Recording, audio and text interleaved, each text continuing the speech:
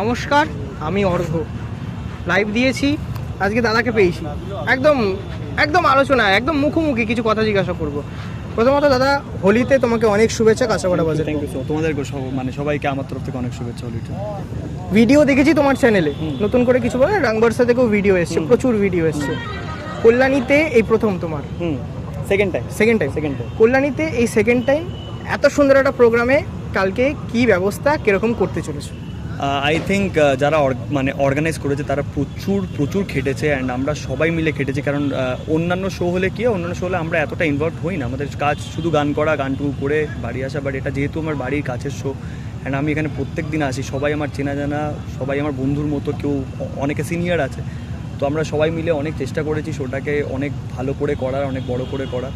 And I hope Kalyani কালকে খুব ভালো কিছু একটা এক্সপিরিয়েন্স করতে চলেছে। আমি নিজে যখন থেকে এই খবরগুলো শুরু করি, মানুষের কাছ থেকে একটা হিউজ এক্সপিরিয়েন্স মানে আশা পেয়েছি। মানুষ আমাকে কমেন্ট করেছে, ফোন করেছে। ইভেন আমার কাছে যখন টিকিটগুলো ছিল না, এখন আমাকে ফোন করছে, টিকিট দিয়ে যাও, মৌসুমদার কনসার্ট দেখবো। এক্স্যাক্টলি আমার এটাই হচ্ছে। আমার যারা বন্ধু বান্ধব দেখছে তারা সবাই জানে আমি ভাবিনি যে এতটা মানুষের মধ্যে ক্রেজ হবে। অর্গানাইজার যারা রয়েছে তারা আশা করছে প্রায় 5,000 লোক হবে। কি বলবে এই নিয়ে? দেখো, আমি জানি না কি হবে না হবে, বাট আমার এটাই কথা যে কল্যাণীতে আমি এত জায়গায় শো করেছি, অনেক জায়গায়, আমি প্রায় ওয়েস্ট বেঙ্গলের হাফ অফ ওয়েস্ট বেঙ্গল আমার হয়ে গেছে শো করা। বাট কল্যাণী যখনই আমি শুনলাম এই শোটার কথা, আমি বলেছি এনি হাউ এনি কজ আমি শোটা করছি। মানে আমার যদি অন্য ডেটস থাকে তুমি ক্যান্সেল করে দাও, এই শোটা আমি করছি। কারণ আমার কাছে এই মাঠটা খুব ইম্পর্টেন্ট। কারণ এই মাঠটাতেই আমি প্রথমবার একজনের শো দেখে পাগল হয়ে গেছিলাম। তারপর থেকে আমার গান বাজানোর প্রতি এত ছোটোবেলা থেকে ছিল, তারপরে এতটা ওই পাগলামোটা এই মাঠের থেকে হয়েছে। সেটা হলো আমাদের সবার প্রিয় অরিজিৎ সিং। তো এই মাঠটা আমার কাছে খুব নস্টালজিক। আমি প্রত্যেকবার মানে এই মাঠে এসে শো দেখি, ফসিলস হোক বা কে হোক বা যারা এসছেন আর কি, সবাই এসছেন এই মাঠে। সেই মাঠে দাঁড়িয়ে শো করার এক্সপিরিয়েন্সটাই আলাদা আমার কাছে।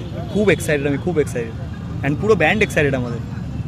যাই হোক, দাদাকে পেয়েছিলাম, দাদার সাথে আলোচনা করলাম। একটা বিষয় দাদা তোমার কাছে জানবো, কল্যাণীর মানুষ কালকে আসবে, কল্যাণীর মানুষের কাছে তুমি কি বলবে? আমি বলবো যে সবাই আসুন। আই থিঙ্ক হোলিটা আমাদের সকলের খুব প্রিয় একটা অকেশন, আমরা সবাই মিলে অনেক এনজয় করব।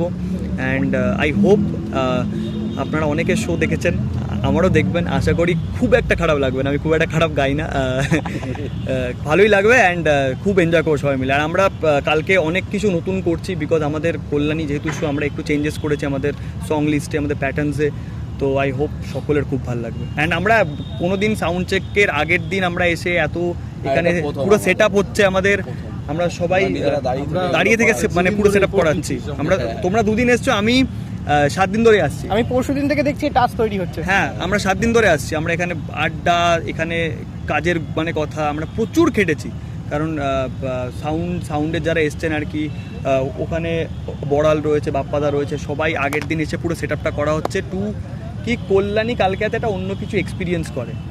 সবসময় তো শো হচ্ছেই মাঠে, বাট অন্য কিছু একটা ভালো কিছু, একটা এমন কিছু যেটা কল্যাণী আগে দেখেনি, ডিফারেন্ট টাইপ অফ কিছু। যাক, এইটাই একটা বড় আশ্বাস। আর যেটা বলবো, এতগুলো শো করেছো, শো এর মধ্যে একটা ফুল হিট লাল শাড়ি পরে কন্যা। হ্যাঁ, আমি আমি দেখে ভিডিওটা একদম অসাম লাগছিল। তো সেক্ষেত্রে কালকে কি সেই গানটা কি হবে?